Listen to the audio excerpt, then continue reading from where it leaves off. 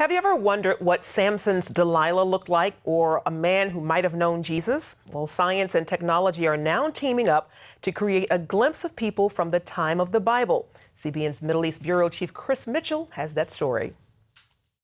This is the skull of a man who lived in Galilee during the time of Jesus and might actually have heard his sermon on the Mount. This was a Philistine woman who may have known Delilah from the time of Samson. And this is how they could have looked. They appeared in the National Geographic documentaries Lost Faces of the Bible. You do see facial reconstructions of ancient people, Iceman from Europe or Egyptian mummies, but you never see biblical faces. You never see people from the Holy Land, from Israel.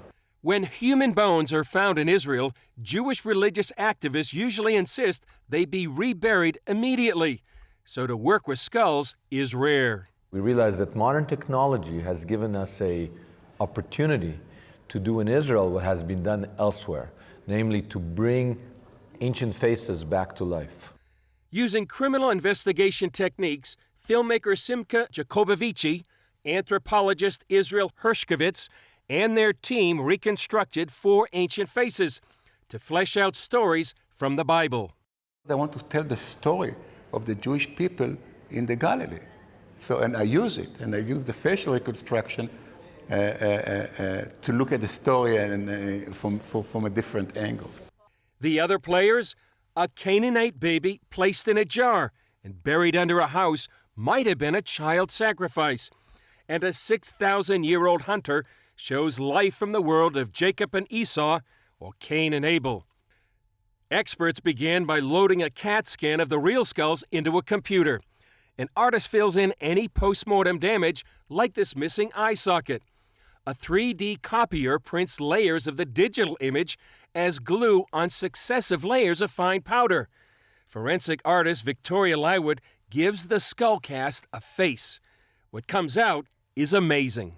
So essentially what you're doing is you're going feature by feature and developing each one of those according to the studies, and then what you get at the end of it is an approximation of the person you're after.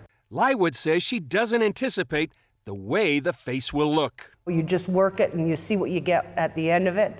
And I was surprised. When I saw the man who knew Jesus, I thought, let me check my measurements because this kind of looks like something that you would see maybe from the Bible or something like this.